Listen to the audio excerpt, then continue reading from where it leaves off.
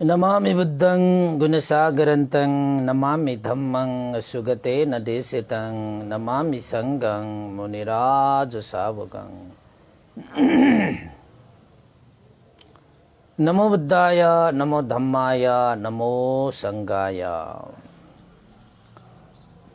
श्रद्धालु उपासक उपासिका तथा सधर्म प्रेमी महानुभावहरू, आज मिति 2078 असोज 20 गते बुधबार बिहानको 8:30 बजे धर्मदेशना लिएर फेसबुक लाइभमा हामी उपस्थित भइसकेका छौं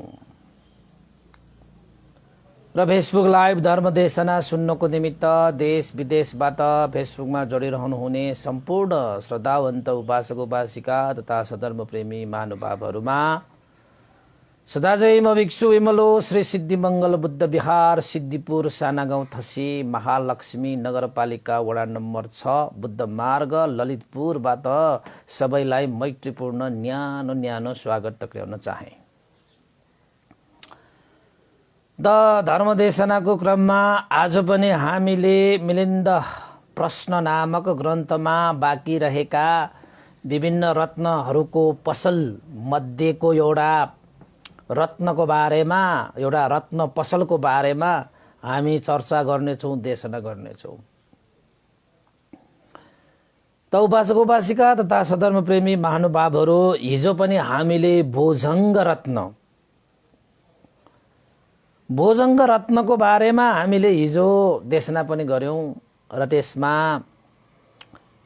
स्मृति, सती, धर्म, वीर्य, प्रीति, प्रशब्दी, समाधि र उपेक्षा यस्ता भोजङ्ग रत्नहरूले भरि भराउ भएको पसल, रत्न पसलको बारेमा हामीले हिजो देशना सकायौं।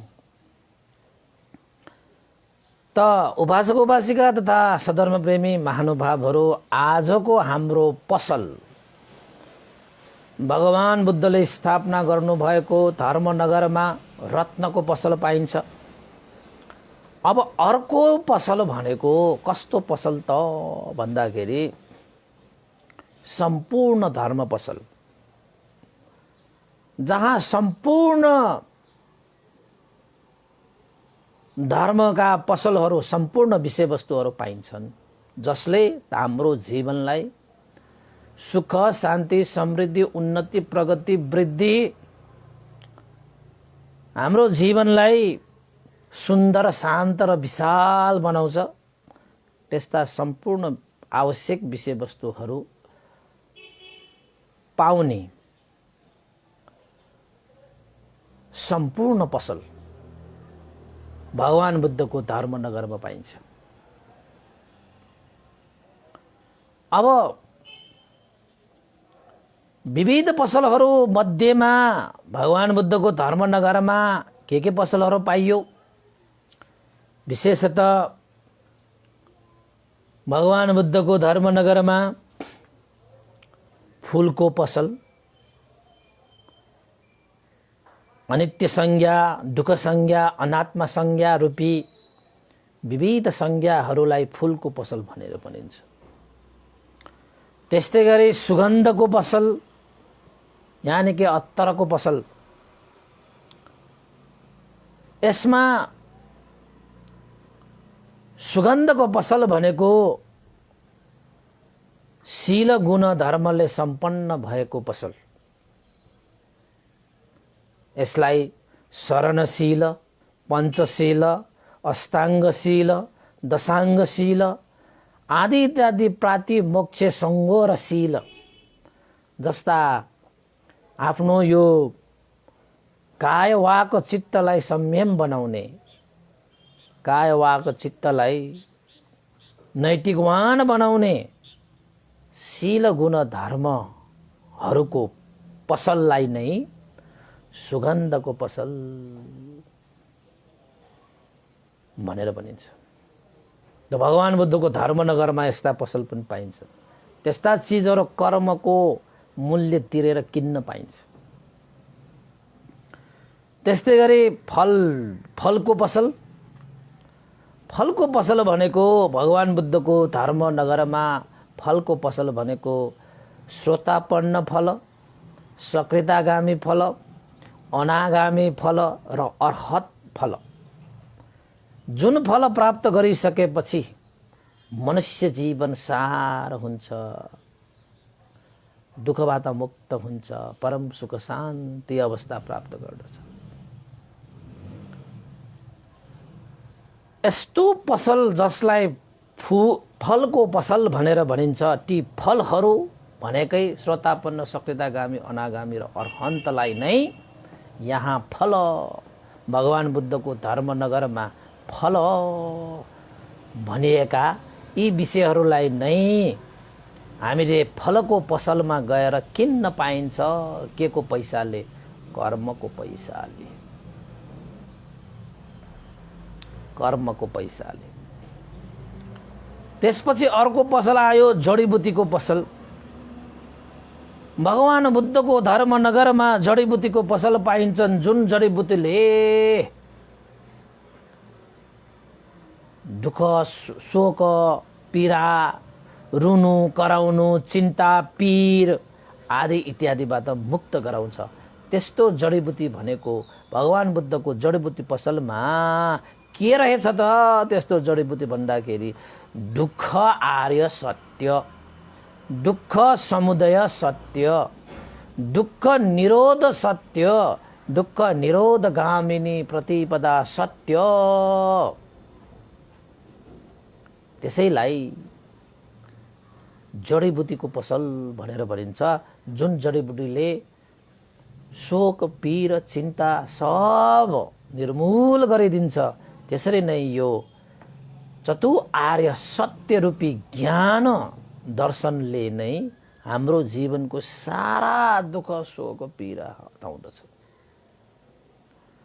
त्यो चतुर्आर्य सत्य तपाईले कहाँबाट प्राप्त गर्ने त भन्दाखेरि त्यो जडीबुटीको पसलमा तपाईले यो चतुर्आर्य सत्यलाई किन्न चाहनुहुन्छ, त्यो जडीबुटी तपाईले सेवन गर्न चाहनुहुन्छ भने तपाईले कर्मरूपी मूल्य तिर्नुपर्छ। कर्मरूपी पैसा तिरेर ती जडीबुटीहरू किनेर आफूले जीवनमा सेवन गर्न सकियो भने तपाईको दुःख, शोक, पीर, चिन्ता सब दूर भएर जान्छ। ती जडीबुटीहरू भनेकै चतुर्आर्य सत्यलाई नै दुःख निवारण गर्ने, शोक निवारण गर्ने, पीर निवारण गर्ने, यस्ता दुःख, शोक, पीरबाट मुक्त गराउने जडीबुटीको रूपमा चतुर्आर्य सत्यलाई लिइन्छ। भगवान बुद्धको धर्मनगरमा यस्तो पसल पनि पाइन्छ, यस्तो पसल पनि पाइन्छ। उपासक उपासिकाहरू, त्यसपछि आयो तपाईको औषधिको पसल। औषधिको पसल तपाईले रोग लाग्दाखेरि, ग्रस्त हुँदाखेरि, घाउ चोट पटक पर्दाखेरि, खतिरा आउँदाखेरि, टाउको दुख्दाखेरि, हात दुख्दाखेरि, विभिन्न तपाईले रोगहरूले ग्रस्त बनाउन पनि सकिन्छ।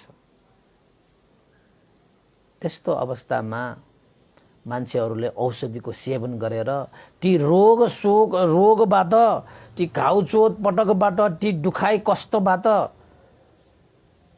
मुक्त हुन्छन्, हैन? र हाम्रो जीवनको रोग,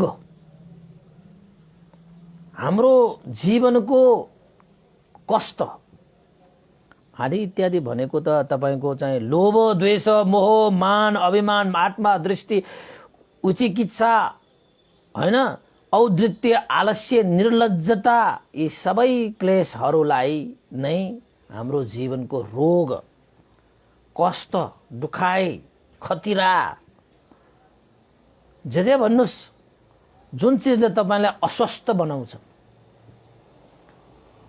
जुन चिजले तपाईलाई रोगमा पारेर ग्रस्त बनाउँछ,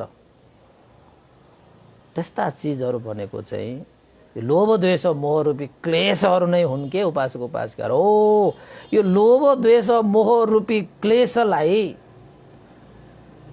क्लेश रूपी रोगबाट निर्मूल गर्नको निमित्त भगवान बुद्धको धर्मनगरमा औषधिको पसल पाइन्छ। ती औषधिहरू भनेका के हुन् त भन्दाखेरि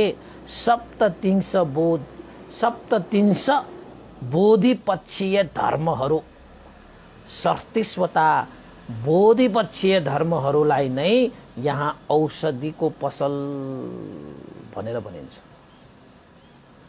4 स्मृति प्रस्थान, 4 सम्यक प्रधान, 4 रिद्धिपाद, 5 इन्द्रिय, 5 बल, 7 भोजङ्ग, आर्य अष्टाङ्गिक मार्ग।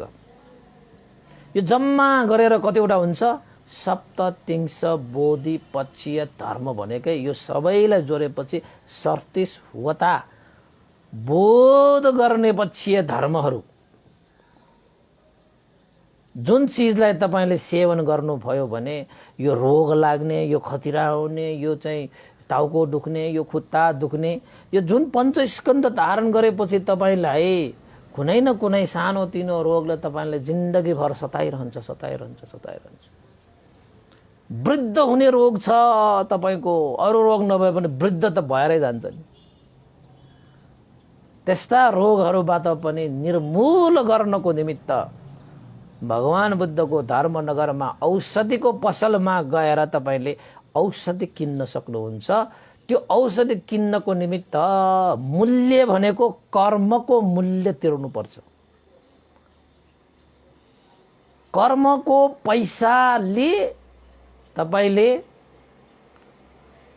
ती सम्पूर्ण रोग शोकबाट निर्मूल गर्नको निमित्त औषधि किन्ने हो भने कर्मको पैसा चाहिन्छ।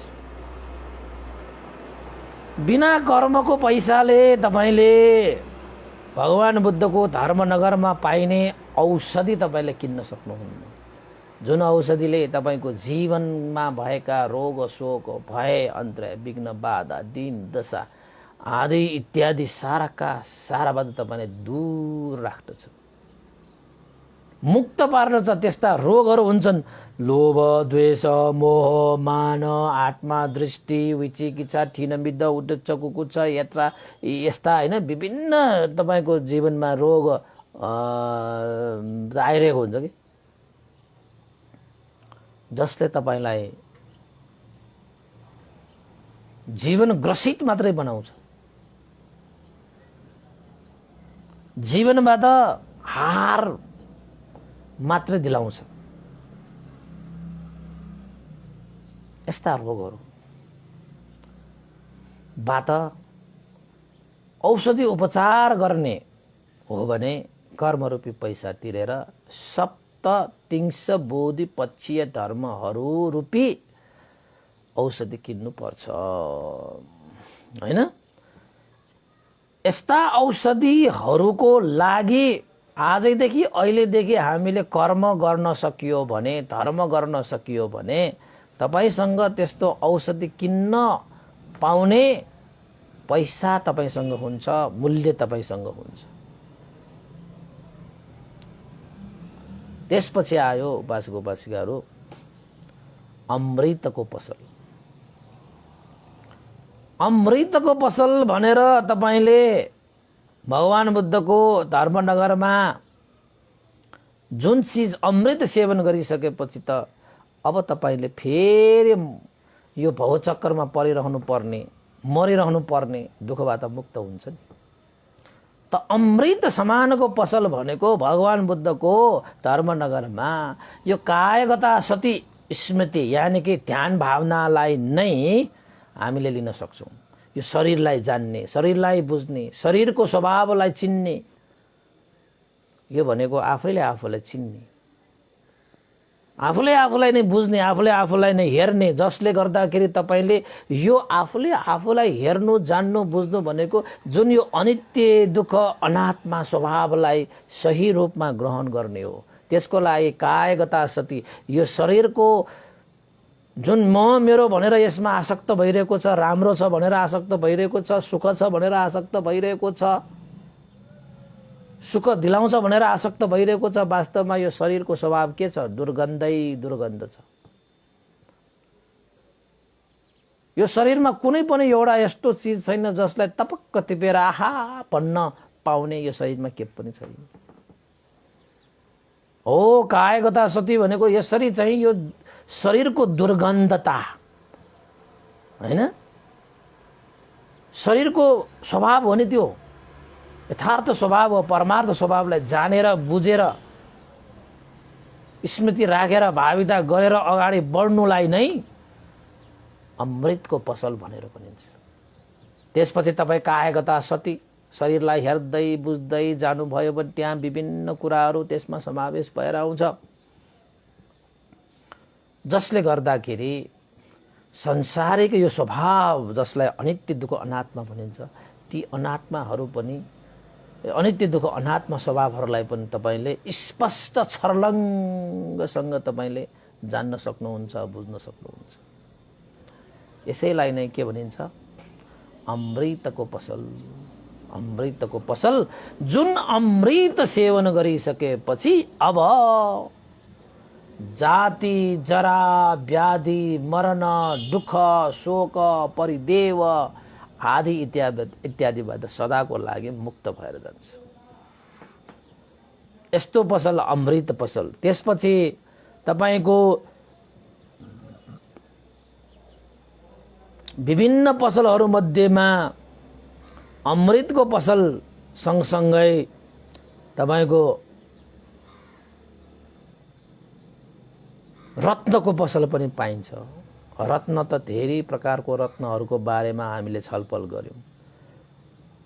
शील रत्न, समाधि रत्न, प्रज्ञा रत्न, विमुक्ति रत्न, विमुक्ति ज्ञान दर्शन रत्न, प्रतिसंविदा रत्न र भोजंग रत्न। त्यो भगवान बुद्धको त्यो रत्न पसलमा यी सम्पूर्ण रत्नहरू पाइन्छ। शील समाधि प्रज्ञा रत्न, यो शील समाधि प्रज्ञा भनेको रत्न हो। शील समाधि प्रज्ञा विमुक्ति, विमुक्ति ज्ञान दर्शन, भोजंग आदि इत्यादि साराका सारा यी रत्नहरूको पसल पाइन्छ, जुन पसलमा गएर हामीले कर्मरूपी पैसा तिरेर किन्न पाइन्छ।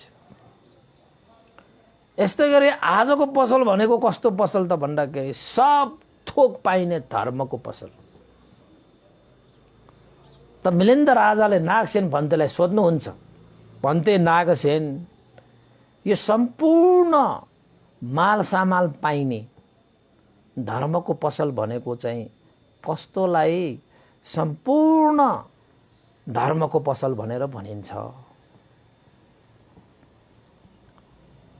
हैन? जुन पसलमा गएपछि नपाउने भने पनि के पनि छैन।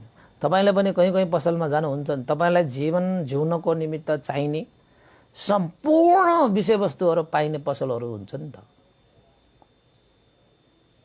सम्पूर्ण विषयवस्तुहरू पाइने पसलहरू पनि हुन्छ। जहाँ गएपछि अन्य ठाउँमा खोजिरहनु परेन, हिँडिरहनु परेन। त्यस्तो पसल जसलाई सम्पूर्ण धर्म पसल भनेर भनिन्छ। अब रत्न पसल त थाहा पायो हैन? अत्तर सुगन्धको पसल पनि थाहा पायो, फूलको पसल पनि थाहा पायो, फलको पसल पनि थाहा पायो, रत्नको पसल पनि थाहा पायो। अब यो सम्पूर्ण धर्म पसल भनेको के हो भनेर मिलिन्द राजाले नागसेन भन्तेलाई सोध्नुहुन्छ। त्यसपछि नागसेन भन्तेले मिलिन्द राजाले भन्नुहुन्छ, महाराज, सबै थोक पाउने पसल भनेको अरू होइन, भगवान बुद्धले देशना गर्नु भएका सत्य वचनहरू, सत्य शिक्षाहरू,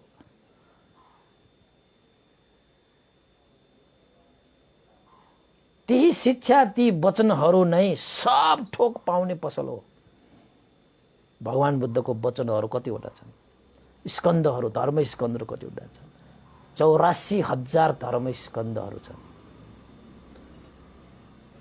ती सम्पूर्ण धर्म स्कन्धमा जीवनलाई सार बनाउने, जीवनलाई अर्थमय बनाउने सब थोक पाइन्छ। जे चाहिन्छ सबै पाइन्छ त्यसमा। त्यसलाई सम्पूर्ण धर्मको पसल भनेर भनिन्छ। भगवान बुद्धले 45 वर्षसम्म मनुष्य देवता र ब्रह्माहरूको उपकार हित सुख दुःखबाट मुक्तिको लागि अमृतोपदेश अमृत समान भएका ती उपदेशहरू छन्, जुन उपदेश साँच्चै जीवन जिउन र जीवन मर्नको लागि पर्याप्त भएका सम्पूर्ण धर्महरूलाई नै सम्पूर्ण धर्म पसल भनेर भनिन्छ। तपाईले भगवान बुद्धको शिक्षालाई एकचोटि राम्रोसँग अध्ययन गर्नुस्, अभ्यास गर्नुस्। धर्मको त्यो पसल सम्पूर्ण प्राप्त हुने पसल तपाईलाई के चाहिन्छ सब चीज पाउँछ त्यहाँबाट। अन्त तपाईले कहीँ पनि पाइला चाल्नु छैन। किन त भन्दाखेरि सम्पूर्ण धर्म पसल तपाईले प्राप्त गरिसक्नु भएको छ भने अब अन्यतिर तपाईले खोजनीति गर्न आवश्यकै छैन। त्यस्तो सम्पूर्ण धर्म पसल पाइन्छ भगवान बुद्धको धर्मनगरमा, जसलाई हामीले बुद्धका वचनहरू, बुद्धका शिक्षाहरू, 9 अङ्गले युक्त भएका बुद्धका वचनहरू,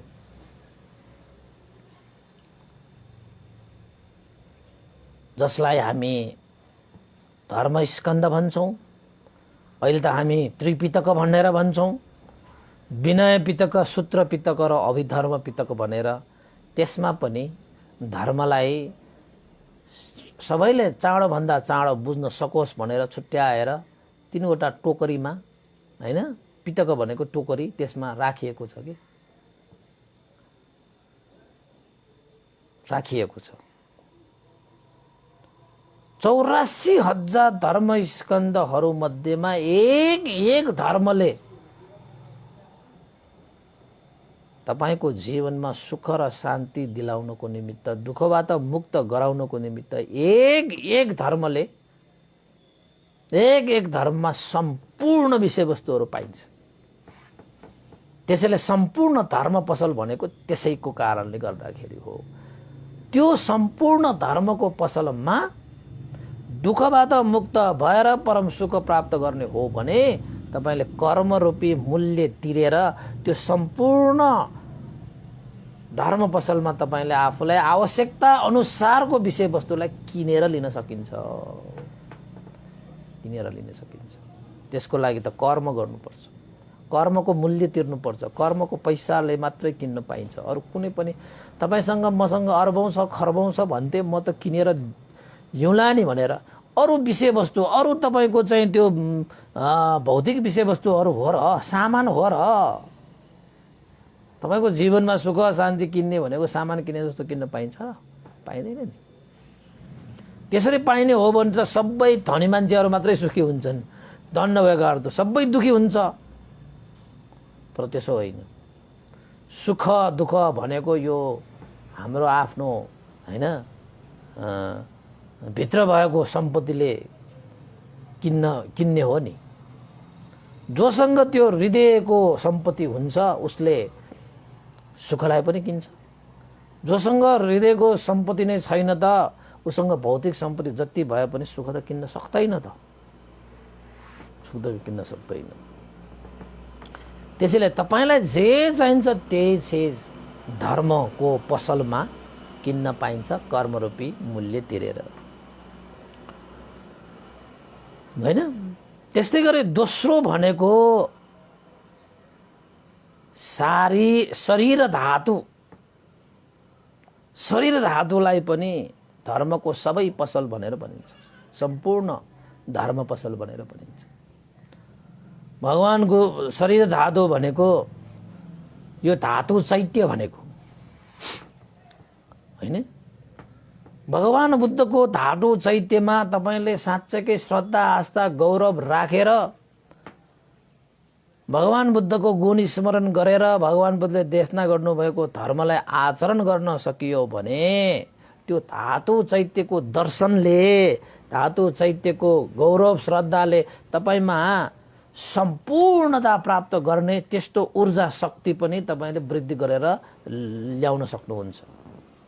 किन त भन्दाखेरि भगवान बुद्धलाई भेट्दाखेरि जस्तो हामीलाई प्रेरणा मिल्छ, प्रोत्साहित मिल्छ, त्यसरी नै भगवान बुद्धको धातु चैत्य यानि कि शरीर धातु चैत्यलाई दर्शन गरिसकेपछि पनि त्यहाँबाट पनि भगवान बुद्धलाई नै साक्षात भेटे जस्तो, भगवान बुद्ध नै साक्षात अगाडि आएर हामीलाई प्रेरणा गरेको जस्तो, प्रोत्साहित गरेको जस्तो हाम्रो भित्र एउटा ऊर्जा शक्ति वृद्धि हुन्छ। त्यसैले भगवान बुद्धको शरीर धातु चैत्यलाई हामीले वन्दना गर्नुपर्छ, सत्कार गर्नुपर्छ, आदर गर्नुपर्छ, गौरव गर्नुपर्छ। त्यो आदर गौरव र सत्कारको प्रभावले तपाईको हृदयमा एउटा छुट्टै प्रकारको ऊर्जा शक्ति वृद्धि हुन्छ, जुन ऊर्जा शक्तिले तपाईलाई आवश्यकता अनुसार सम्पूर्ण विषयवस्तुहरू तपाईले प्राप्त गर्न सक्नुहुन्छ, सम्पूर्ण। त्यसैले धातु चैत्य शरीर धातु चैत्यहरूलाई पनि हामीले वन्दना गर्न सक्नुपर्छ, आदर गर्नुपर्छ, सेवा सत्कार गर्न सक्नुपर्छ। जसरी चाहिँ साक्षात भगवान बुद्ध नै सामुन्य भएको झै गरेर हामीले त्यस्तो आचरण गर्न सक्नुपर्छ। त्यहाँबाट पनि तपाईले सम्पूर्ण विषयवस्तुहरू प्राप्त गर्न सक्नुहुन्छ। कर्मको पैसा चाहिँ तिर्नुपर्छ, त्यो चाहिँ नबिर्सनुहोस् है। फेरि पैसै नबोकिकन फेरि पसलमा मात्र गएर तपाईले पाउनुहुन्न नि। हो त्यसरी नै काय वाक चित्तद्वारा गर्नुपर्ने कुशल कर्महरू नगरिकन तपाईले यो त सम्पूर्ण धर्म पसल हो भनेर पसलमै गए तापनि तपाईको काय वाक चित्तले गर्नुपर्ने कुशल कर्महरू सम्पादन गरिएको छैन भने त्यहाँ तपाईले मूल्य तिर्न सक्दैन, पैसा तिर्न सक्दैन, त तपाईँ त्यो पसलमा गए तापनि तपाईले किन्न सक्नुहुन्न। त्यसैले कर्मरूपी पैसा जम्मा पारिराख उपासक उपासिकाहरू। अनि कर्मरूपी पैसा जम्मा पार्यो भने जति पैसा छ त्यति किन्न पाइयो, त्यति किन्न पाइयो। पाइयो कि पाइएन? पाइयो।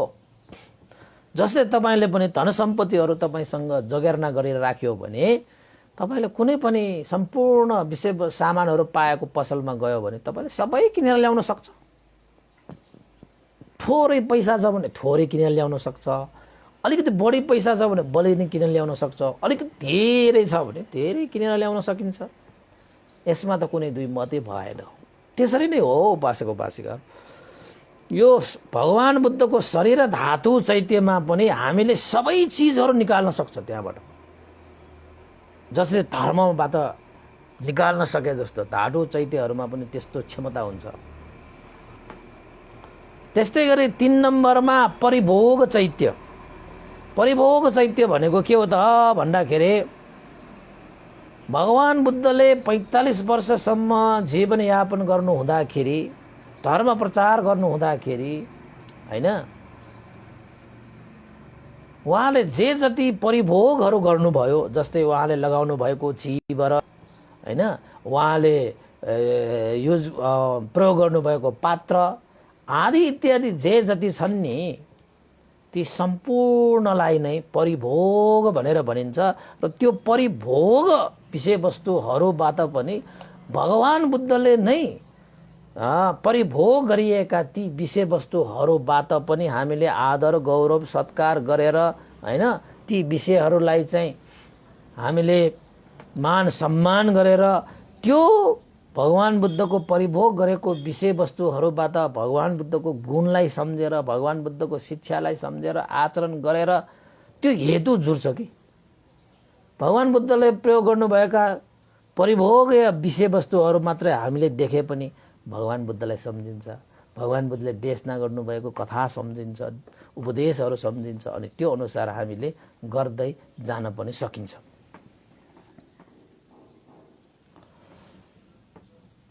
त्यसैले उपासक उपासिकाहरू, दोस्रो नम्बरमा सम्पूर्ण धर्म पसल भनेको परिभोग चैत्य पनि सम्पूर्ण धर्म पसल हो भनेर तपाईले जान्नु पर्यो।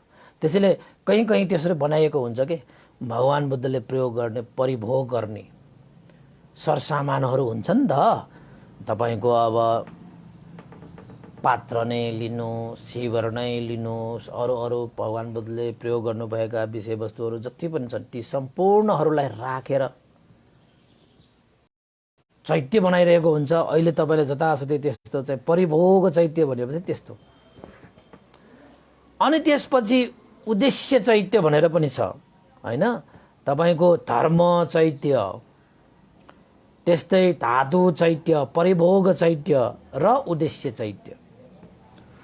भगवान बुद्धको गुणलाई सम्झेर, भगवान बुद्धको शिक्षालाई सम्झेर सबैले त्यस्तो गुण शिक्षाहरू पाउन् हैन, सबैले भगवान बुद्धले देशना गर्नुभएको धर्महरूलाई ग्रहण गरेर उनीहरूको जीवनमा सुख शान्ति छाउन्। भगवान बुद्धले महाकरुणा राखेर जुन मार्ग देशना गर्नुभएको छ त्यस्तो मार्गहरू सबै सत्व प्राणीहरूले पाउन्, मनुष्यहरूले पाउन्, देवताहरूले पाउन् भनेर लोक कल्याण उद्देश्य राखेर, हित सुखको उद्देश्य राखेर भगवान बुद्धको गुणानुस्मरण गरेर जुन चैत्य बनाइन्छ नि उपासक उपासिकाहरू, त्यसलाई उद्देश्य चैत्य भनेर भनिन्छ। कुनै विशेष उद्देश्य राखेर बनाइएको चैत्य। दोबाटोमा डाँडामा चैत्यहरू बनाउँछन् नि मान्छेहरू। अब श्री सिद्धिमङ्गल बिहारमा पनि तपाईँको त्यो चैत्य छ, त्यसमा त धातु चैत्य, भगवान बुद्धको अस्थि धातु छ त्यसमा। भगवान बुद्धका त्यो धर्म चैत्य पनि हो त्यो। त्यसमा भगवान बुद्धले देशना गर्नुभएको थुप्रै धर्मका किताबहरू हैन, त्रिपिटकमा जस्तै तपाईँको सूत्र पिटक, विनय पिटक, अभिधम्म पिटकमा पढ्ने किताबहरू त्यो चैत्यमा त्यो आँखा छ नि, त्यो चैत्यमा दुईटा आँखा, चारैतिर दुई दुईटा आँखा हुन्छ नि त, 8वटा आँखा हुन्छ नि त। त्यो आँखा भएको ठाउँमा तपाईँ हामीले चाहिँ त्यहाँ एउटा चाहिँ खाल्टो बनाएर सबै धर्मका किताबहरू राखेको छु कि मैले। धातु राखेको छु, त्यहाँ किताब राखेको छु, सबै अभिधर्मको किताबहरू, पठानका किताबहरू, विनयका किताबहरू, सूत्रका किताबहरू, गृह विनयका किताबहरू, धम्पटका किताबहरू टन्नै राखेको छु नि। त्यसभित्र त किताबै किताब पाइन्छ। अहिले मसँग भएको यो सबै किताब जलेर गए पनि त्यो चैत्यभित्र कसैले पछि सयौँ हजारौँ हैन वर्ष बितेर गयो भने पनि त्यो किताब त मैले सबै त्यो प्लास्टिकको त्यो पाइपमा भित्र राखेर प्याकिङ गरेर पुरा परित्राणले चाहिँ बेरेर त्यो भित्र राखेको छु। बेला बेलामा भगवान बुद्धको धर्ममा पनि प्रहार हुन्छ नि त। तपाईँको चाहिँ इन्डियामा नालन्दामा सारा धर्मका किताबहरू जलाइएको थियो। भनिन्छ 7 महिना हो कि 9 महिनासम्म त त्यो आगो जलिरहेको थियो अरे त्यो किताबहरू जलाउँदाखेरि। सबै नष्ट गर्ने भनेर भगवान बुद्धको धर्म ग्रन्थहरू नष्ट गर्न आएको थियो नि त हैन। त्यसमा छुट्टै कथा छ। अब चैत्यभित्रको त्यो कसरी जलाउँछ हेरौँ न। जतासुकै त्यो किताबहरू विलीन भएर गए पनि त्यो चैत्यभित्र चाहिँ धर्मको किताबहरू अझै पाइन्छ। पठान पनि राखेको छु मैले। त बुद्ध शासन तपाईको चाहिँ लोभ भएर जानको निमित्त त पठान लोभ हुनुपर्छ। मैले त्यो चैत्यमा पठान राखेको छु। जबसम्म त्यो चैत्य रहन्छ धर्म रहिरहन्छ। अब त्यसरी उद्देश्य राखेर त्यो उद्देश्य चैत्य पनि हो, त्यो धर्म चैत्य पनि हो, त्यो धातु चैत्य पनि हो, त्यो परिभोग चैत्य पनि हो। हामी बुद्ध शासनमा हामीले प्रयोग गर्ने विभिन्न सरसामानहरू पनि राखेको छु त्यसमा। जुनसुकै चाहिँ त्यसैले मैले त्यो चैत्यको नामै बोधि चैत्य भनेर राखेको छु। ताकि सम्पूर्ण जति पनि मनुष्य जीवन जन्मेर जति पनि बोध गर्नुपर्ने विषय छ त्यो सम्पूर्ण बोध गरी लिने, धर्म आचरण गर्नको लागि प्रोत्साहन मिल्ने, ऊर्जा मिल्ने त्यो चैत्यलाई एकचोटि दर्शन गरेपछि त्यस्तो ऊर्जा मिल्छ। मलाई त त्यो चैत्य कहिलेकाहीँ म एक्लै हेरेर बस्छु कि आनन्द शान्त हुन्छ कि मलाई। किन त भन्दाखेरि धेरै उपासक उपासकलाई थाहा छैन, तर त्यसभित्र चाहिँ धेरै कुराहरू छन्। तपाईले त्यसो एकचोटि चैत्यलाई नमस्कार गर्ने बित्तिकै धर्मलाई नमस्कार गरेको, बुद्धलाई नमस्कार गरेको, आहा सङ्घलाई नमस्कार गरेको सबै पुग्छ के त्यसबाट। त्यसैले त्यो उद्देश्य चैत्य सबैको हित सुखको लागि जसले त्यो चैत्यलाई गौरव गर्छ, जसले त्यो चैत्यलाई आदर सत्कार सम्मान गर्दछ, उसलाई धर्मलाई दिन सक्ने हैन त्यस्ता चाहिँ आनिसंस उसले पनि प्राप्त होस् भनेर नै उद्देश्य राखेर बनाएको भएपछि अब जसले गर्छ उसलाई त प्राप्त भइहाल्छ। त्यसभित्र तपाईको 28 वटा बुद्धहरू छन्। ये च बुद्ध अतीता च, अतीतका बुद्धहरू 28 वटा लेखेको छ हैन। हुन त धेरै छ तै पनि 28 बुद्धहरूको नाम छ, त्यो अनुसार चाहिँ 28 बुद्ध राखेको छ। ये च बुद्ध अनागता, अनागतमा आउने बुद्धहरू जति पनि छन् भगवान बुद्धले देशना गर्नु भए अनुसार 10 जना बुद्धहरूको भविष्यवाणी गरिसक्नु भएको छ नि। मैत्रेय बुद्धदेखि लिएर भविष्यमा आउने 10 जना बोधिसत्वहरूको रूपमा हामीले अब बुद्ध भविष्यको बुद्धहरू त्यो पनि राखेको छु। त्यो चैत्यमा धेरै कुराहरू पो छ त उपासक उपासिकाहरू। पच्चुपन्ना चये बुद्ध, अहिलेको जुन बुद्ध छ जसलाई हामी गौतम बुद्ध भन्छौँ, त्यो गौतम बुद्धको प्रतिमा पनि त्यहाँ स्थापना गरिएको छ भनेपछि त्यसमा त सबै चिज छ। त्यसलाई एकचोटि वन्दना गरेपछि सारा पहिलाका बुद्धहरू, अहिलेको बुद्ध र पछि आउने बुद्धहरूलाई पनि नमस्कार गरेको हुन्छ कि वन्दना गरेको हुन्छ के। त्यसरी उद्देश्य राखेर बनाएको त्यो चैत्य, त्यसलाई उद्देश्य चैत्य भन्छ। अनि अर्को सबथोक धर्मको पसल भनेको चाहिँ सङ्घरत्नलाई सबथोक प्राप्त गर्न सक्ने पसल भनेर पनि भनिन्छ। तपाईले सङ्घरत्न भनेको भिक्षु सङ्घ कि भिक्षुहरू, यो चाहिँ तपाईको आजकलको यो समयमा भगवान बुद्ध त तपाईले प्रत्यक्ष भेट्न सक्नुहुन्न। भगवान बुद्धले देशना त गरिसक्नु भयो, गरेर उहाँले सम्पूर्ण धर्महरू प्रदान गरेर जानु भइसकेको छ हैन। 45 वर्षसम्म धर्म त कति दिनुभयो त, सबै धर्म गरेर 84,000 धर्म। अब बुद्धलाई पनि हामीले भेटेनौँ हैन, धेरै अहिलेको मान्छेहरूले। अब उहाँले देशना गरेको पनि सुनेन, सुन्न पाइएन। त यो समयमा 2500-2600 वर्षदेखि गुरु चेलाको जुन परम्परालाई अगाडि बढाउँदै अहिलेसम्म भगवान बुद्धलाई चिनाउने, भगवान बुद्धको धर्मलाई चिनाउने, भगवान बुद्धको महिमा, भगवान बुद्धको महत्व, भगवान बुद्धको अतुलनीयता मूल्यतालाई चिनाउने, धर्मको मूल्य मान्यतालाई दर्शाउने कसले गर्छ त? अहिलेको सही मानेमा यो संसारमा सङ्घले गर्छ के त्यो काम। अहिले भिक्षुहरूले गरे, अहिले पनि मैले जति सक्छु मेरो स्थानमा गरिरहेको छु। अरू भिक्षुहरूले पनि आफ्नै क्षेत्रमा आफूले गरिरहेको होलान्। हरेक देशमा भिक्षुहरूले आफ्नो क्षेत्रबाट गरिरहेका हुन्छन् हैन। त्यो के को लागि गरिरहेका हुन्छन् त भन्दाखेरि भगवान बुद्ध र भगवानले देशना गर्नुभएको धर्म, भगवान बुद्ध को हुनुहुन्छ, भगवान बुद्धले के गरे हैन, बुद्ध भनेको के हो, यसलाई चाहिँ हामीले मनन गर्नको निमित्त भिक्षुहरूले बुद्धको बारेमा पनि देशना गरिरहेको हुन्छ।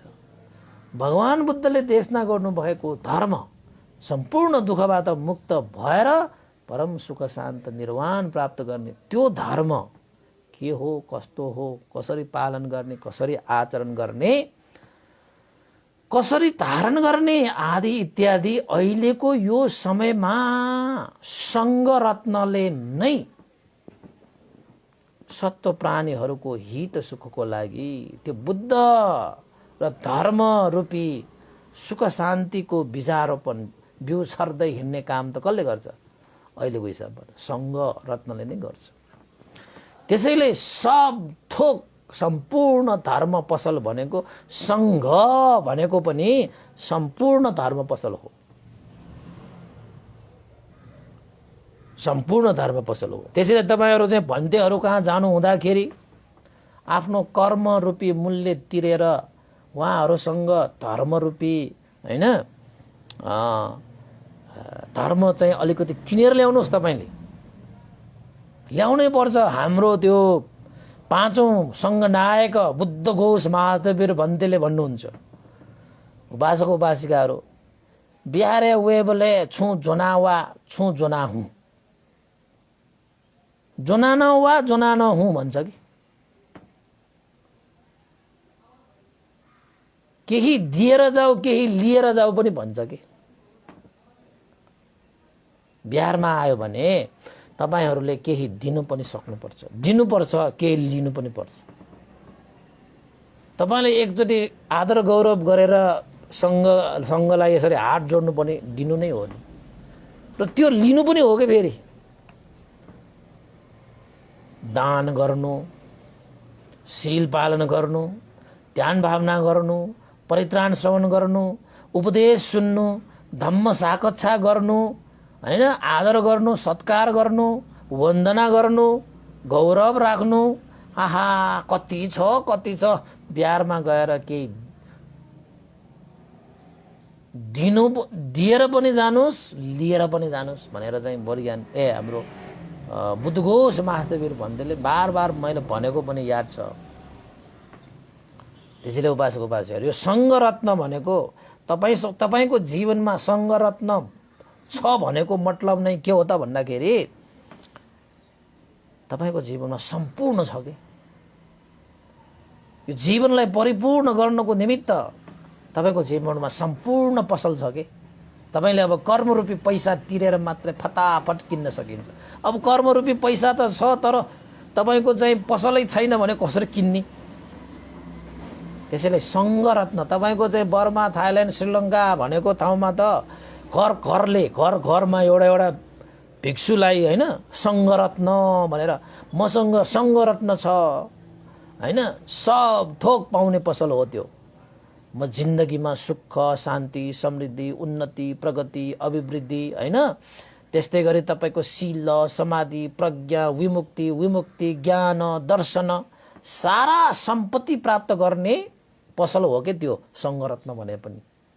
थाहा पाउनेले थाहा पाउनुहुन्छ नि। त्यसैले त्यहाँ विदेशहरूमा त एउटा घरमा एउटा भिक्षु त उनीहरूले चाहिँ चतुर्प्रत्य दाता भइरहेकै हुन्छ। उनीहरूले राजाले मसँग चक्रवर्ती रत्न छ भन्यो भने त्यो उपासकले के मसँग सङ्घरत्न छ भन्छ रे। कहाँ छ त भने मैले पनि त भिक्षुलाई चाहिँ एउटा भिक्षु मैले चतुर्प्रत्य दान गरेर मैले हैन सङ्घरत्न स्थापना गरेको छु नि भनेर गर्व मान्छन् कि। त्यस्तो हो त्यहाँ त त्यो भनेको मतलब दाता भन्ने चतुर्प्रत्य दाता बन्ने भनेको त्यहाँ त त्यस्तो पाइन्छ हैन।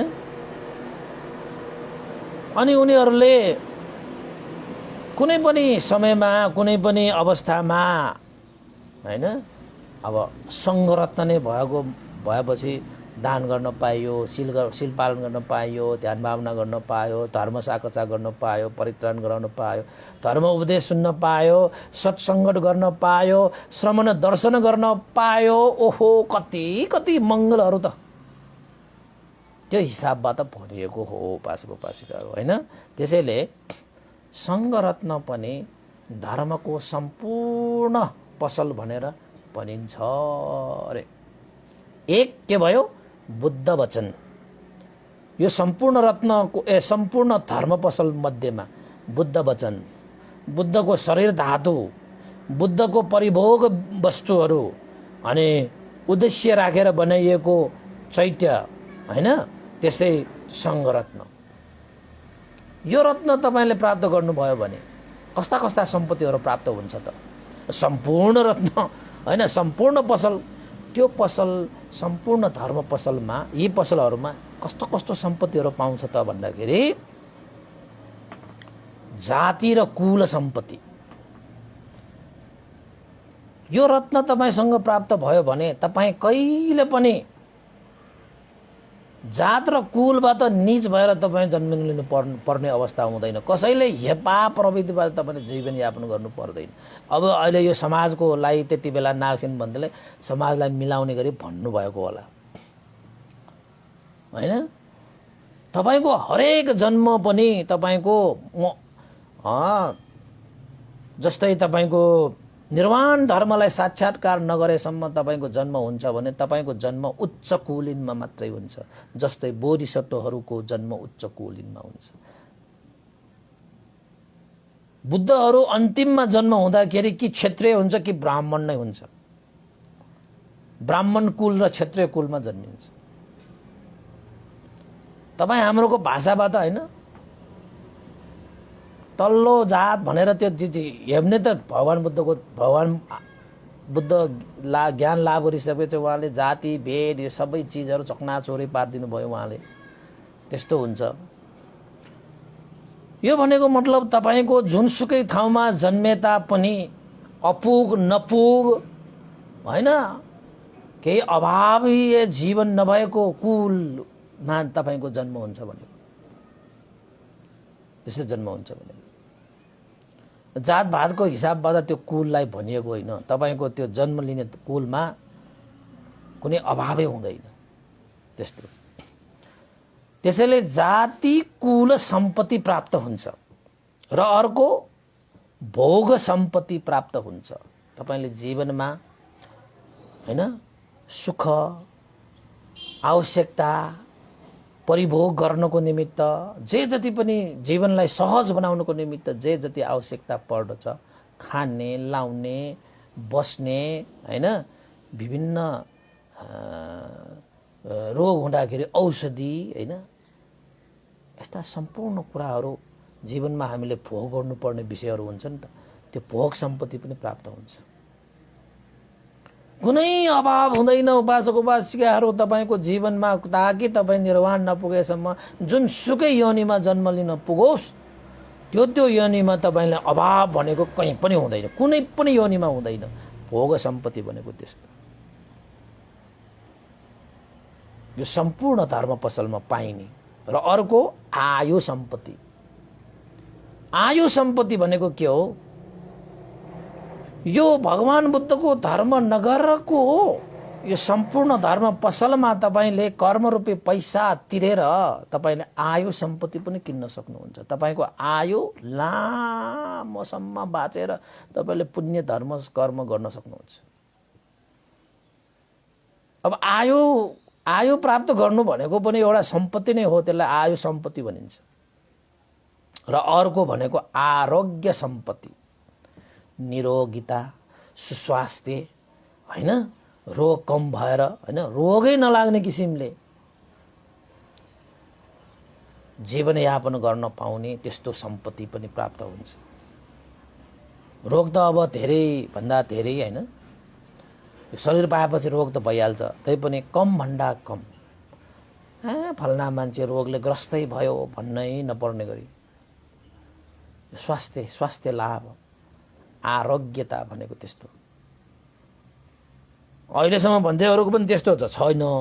अहिले अलिकति यो खानापान नमिलेर अलिकति समय नमिलेर भन्नेलाई पनि अलिकति ग्यास्ट्रिकको त्यो सङ्केतहरू आइसक्यो कि बेला बेलामा पानी खाइरहनु पर्छ।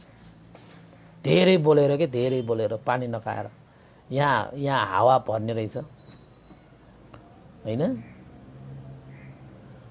तर त्यसलाई पनि निवारण गर्ने उपाय त थुप्रै छन् होइन। तैपनि जिन्दगीमा यो आरोग्य सम्पत्तिको पनि हाम्रो जीवनलाई धेरै खाँचो पर्छ। त्यस्तै गरी वर्ण सम्पत्ति भनेको चाहिँ तपाईँको रूप रङ्ग लावण्यता पनि तपाईँले चाहिन्छ होइन। वर्ण राम्रो स्वच्छ हराभरा सुन्दर देखियो भने त्यो पनि एउटा सम्पत्ति हो। त्यसलाई बुझ्न सक्नुपर्छ।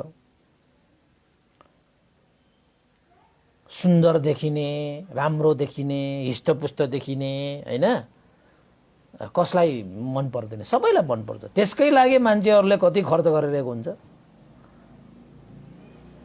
इसी पर्ने, राम्रो के सुन्दर देखिने, भगवान बुद्ध जस्तो के वर्ण सम्पत्ति। त्यसपछि अर्को आयो प्रज्ञा सम्पत्ति। प्रज्ञा, ज्ञान, बुद्धि, विवेक, जुनसुकै योनिमा जन्मे तापनि ज्ञान, बुद्धि, विवेक हुने गरी जन्म लिन पाउने, त्यो प्रज्ञा सम्पत्ति हो। त्यस्तो सम्पत्ति तपाईले भगवान बुद्धको धर्मनगरमा सब थोक पाउने पसलमा किन्न पाइन्छ। त्यसपछि मनुष्य सम्पत्ति, दिव्य सम्पत्ति र निर्वाण सम्पत्ति। मनुष्यहरूमा प्राप्त, मनुष्य जन्म लिएर प्राप्त हुनुपर्ने जति पनि सम्पत्तिहरू छन् ती सारा सम्पत्ति तपाईले प्राप्त गर्नुहुन्छ। र मनुष्यले भन्दा पनि अझै उच्च रूपमा प्राप्त हुने दिव्य सम्पत्ति। देवताहरूसँग कति त्यहाँ सुख शान्ति हैन, त्यहाँ रमझम होलान्, उनीहरूको जीवनमा सम्पत्तिहरू कति होलान् हैन, त्यस्ता सम्पत्तिहरू पनि प्राप्त गरिन्छ। र अन्ततः निर्वाण सम्पत्ति, सम्पूर्ण दुःखबाट मुक्त भएको अवस्था निर्वाण सम्पत्ति पनि भनिन्छ। र त्यो निर्वाण सम्पत्तिसम्म पनि यो सब थोक पाउने पसलमा किन्न पाइन्छ, किन्न पाइन्छ। त यो तपाईको चाहिँ जाति कुल सम्पत्ति, भोग सम्पत्ति, आयु सम्पत्ति, आरोग्य सम्पत्ति, वर्ण सम्पत्ति, प्रज्ञा सम्पत्ति, मनुष्य सम्पत्ति, दिव्य सम्पत्ति र निर्वाण सम्पत्ति, यो सम्पत्ति प्राप्त गर्नको निमित्त तपाईले कर्मरूपी मूल्य तिर्नुपर्छ। जुन मूल्य तपाईले सम्पूर्ण धर्म पसलमा गएर त्यो मूल्य तिरेपछि यो सबै सम्पत्तिहरू प्राप्त गरेर तपाईले आफ्नो जीवनलाई धन्य बनाउन सक्नुहुन्छ हैन। जसरी तपाईले कुनै पनि सबै थोकहरू भएको पसलमा गएर तपाईसँग जे जति पैसा छ, मूल्य छ, त्यही मूल्य अनुसार तपाईले किन्न सक्नुहुन्छ। अलिकति मूल्य छ भने अलिकति किन्न सक्नुहुन्छ, अलि बढी मूल्य छ भने अलिकति बढी मूल्य किन्न सक्नुहुन्छ, धेरै तपाईसँग पैसा छ भने धेरै किन्न सकिन्छ, जसको कारणले तपाईको जीवन सहज हुन्छ। त्यसरी नै यो सब थोक पाउने पसलमा पनि सारा सम्पत्तिहरू छन् त्यहाँ। अब तपाईले कर्मरूपी पैसा कति जम्मा गर्नु भएको छ, त्यो कर्मरूपी पैसाले ती सम्पत्तिहरू किन्ने त हो नि। आयु किन्ने कि, वर्ण किन्ने कि, भोग किन्ने कि, प्रज्ञा किन्ने कि, मनुष्य सम्पत्ति किन्ने कि, दिव्य सम्पत्ति किन्ने कि, निर्वाण सम्पत्ति किन्ने हो। तपाईको कर्मरूपी पैसाले त्यो धर्मरूपी पसलमा गएर तपाईले किन्न सक्नुहुन्छ। जति छ त्यति मात्र किन्न सकिन्छ, त्यो भन्दा बढी किन्न सकिँदैन, त्यो भन्दा बढी किन्न सकिँदैन। त्यसैले भगवान बुद्धको धर्मनगरमा त्यस्ता सब थोक पाउने सम्पूर्ण पसल स्थापना गरिरहेको छ। जो कोहीले जसलाई जे जे चाहिन्छ त्यति त्यति नै कर्मरूपी मूल्य लिएर, पैसा लिएर त्यो सम्पत्तिलाई किन्न सकिन्छ। त्यो सबै किन्न पाउने पसल भनेको भगवान बुद्धको धर्मनगरमा मात्रै पाइन्छ। निर्वाण सम्पत्तिसम्म पनि किन्न पाइन्छ सम्पूर्ण धर्म पसलमा। त्यसको लागि कर्म चाहिँ अनिवार्य विषय हो। कर्म बिना तपाईले कुनै पनि त्यो धर्मको पसलमा तपाईले कुनै पनि जीवनलाई आवश्यक हुने सम्पत्ति किन्न भने सकिँदैन। त्यसको लागि तपाईले दान गरिरहेको हुनु पर्यो, शील पालन गरिरहेको हुनु पर्यो, र ध्यान भावना गरिरहेको हुनु पर्यो, धर्म श्रवण गरिरहेको हुनु पर्यो, परित्राण श्रवण गरिरहेको हुनु पर्यो, धम्म साकचा गरिरहेको हुनु पर्यो हैन, सत्सङ्गत गरिरहेको हुनु पर्यो, श्रवण दर्शन गरिरहेको हुनु पर्यो। यो सबै कुराहरू चाहिँ तपाईको कर्मरूपी पुँजी हो के, त्यो धर्मरूपी पुँजी हो के। त्यो त्यही कर्म र धर्मरूपी पुँजीले मात्रै तपाईले मनुष्य सम्पत्ति, दिव्य सम्पत्ति र निर्वाण सम्पत्ति पनि तपाईले किन्न सक्नुहुन्छ। भगवान बुद्धको धर्मनगर सब थोक पाइने पसलमा तपाईले किन्न सक्नुहुन्छ। हे साउजी, मसँग कर्मरूपी पैसा छ, मलाई निर्वाण सम्पत्ति चाहियो भनेर तपाईले किन्न सक्नुहुन्छ। त्यसको लागि मूल्य छ, त्यो मूल्य तपाईले तिर्न सक्नुपर्छ, हैन? त्यसैले थोरै मूल्य भएको व्यक्तिहरूले थोरै किनेर लिन्छ, मध्यम मूल्य भएको व्यक्तिले मध्यम किनेर लिन्छ, धेरै मूल्य भएको व्यक्तिले धेरै किनेर लिन सक्छ। त्यसैले धर्म र कर्म गर्न नछोड्नुस्, गर्नुस्, मजाले गर्नुस्। जति मूल्य तपाईसँग छ त्यति नै तपाईको जीवन ढुक्क हुन्छ, तपाईको जीवन सुनिश्चित हुन्छ, तपाईको जीवन सार हुन्छ, तपाईको जीवन धन्य धन्य। त्यसैले जीवनमा हामीले धन सम्पत्ति मात्र, धन सम्पत्तिको पुँजी मात्र जम्मा गर्ने होइन, घर खेत जग्गा जमिन रूपी पुँजी मात्रै जम्मा गर्ने होइन। त्यो धन सम्पत्ति, त्यो घर जग्गा खेतहरू त तपाईँ बितेर गइसकेपछि त्यो त खेर जान्छ तपाईको लागि, तपाईले त त्यागेर जानुपर्छ, यो संसारमा छोडेर जानुपर्छ।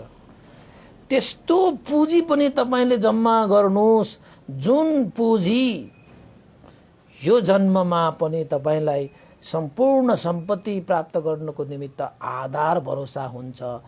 त्यो पुँजी जसले तपाईको जीवनबाट अर्को जीवनको यात्रा सुरु भए तापनि त्यो जीवनमा तपाईको छाया जस्तो तपाईको पछि पछि लागेर तपाईलाई सुख शान्ति दिन आउने त्यो पुँजीलाई पनि कमाउन सिक्नुस्। मौका छ, अहिले नै कमाउन सिक्नुस्। भोलि कमाउला पर्सि कमाउला कहिले पनि नभन्नुस्। भोलि भनेको कहिले पनि आउँदैन, पर्सि भनेको कहिले पनि आउँदैन। अब भोलि त आउँदैन, पर्सि आउँछ। त्यसैले जीवनमा धर्मरूपी पसलबाट सम्पूर्ण आवश्यक सम्पत्तिहरूलाई किन्ने हो भने तपाईले धर्म र कर्मको पुँजी सञ्चित गर्नु पर्यो। त्यो धर्म र कर्मको पुँजी सञ्चित गर्नु भनेकै तपाईको जीवनमा भएका भौतिक सम्पत्तिलाई परहित उपकारको लागि त्याग गर्ने, दान गर्ने भनेको।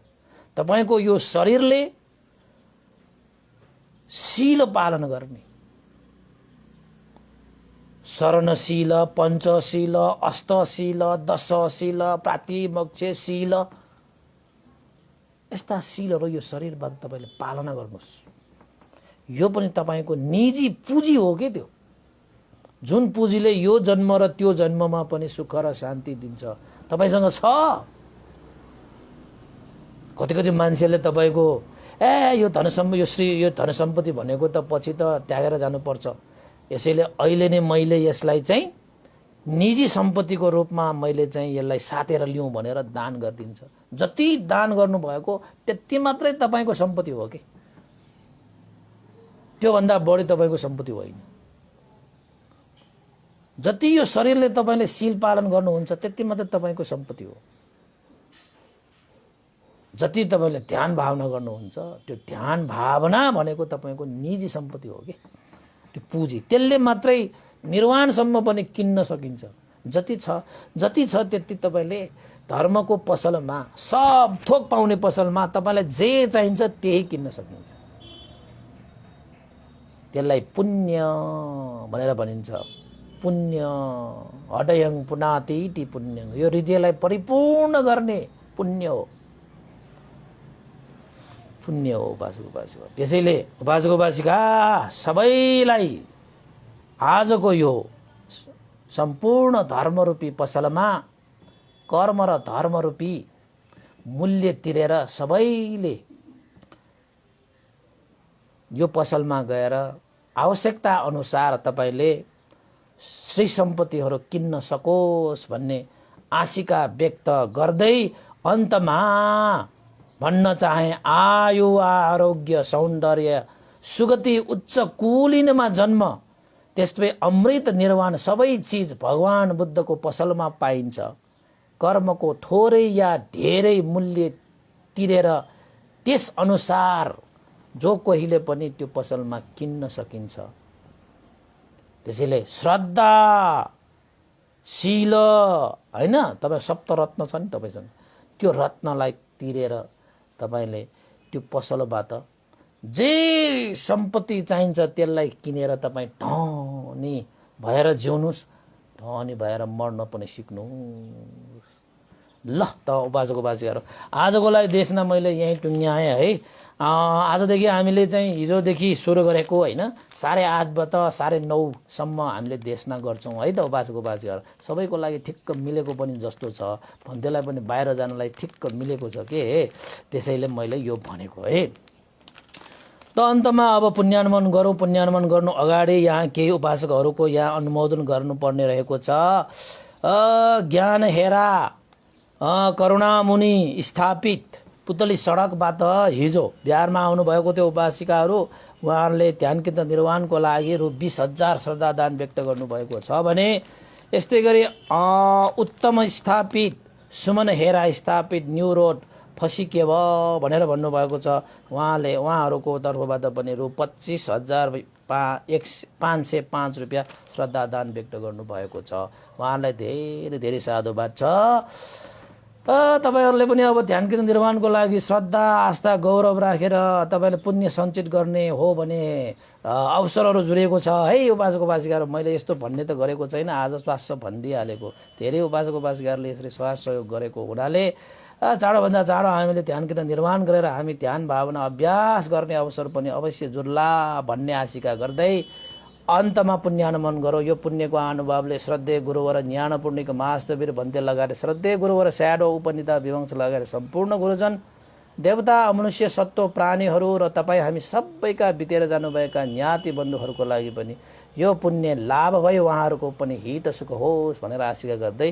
पुण्यानुमन गरौँ भवतु सब मङ्गलम् इदं नो ज्ञातिनं होतु सुखिता वन्तु ज्ञातयो इदं नो ज्ञातिनं होतु सुखिता वन्तु ज्ञातयो इदं नो ज्ञातिनं होतु सुखिता वन्तु ज्ञातयो एतावता सम्मेहि सम्भतं पुण्यसम्पदं सब्बे देवानुमोदन्तु सम्ब सम्पत्ति सिद्धिया एतावता सम्मेहि सम्भतं पुण्यसम्पदं सब्बे सत्तानुमोदन्तु सम्ब सम्पत्ति सिद्धिया एतावता सम्मेहि सम्भतं पुण्यसम्पदं सब्बे भूतानुमोदन्तु सम्ब सम्पत्ति सिद्धिया साधु साधु साधु भवतु सब मङ्गलं सबैको दिन मङ्गलमय होस् कल्याणमय होस् सबैलाई साधुवाद।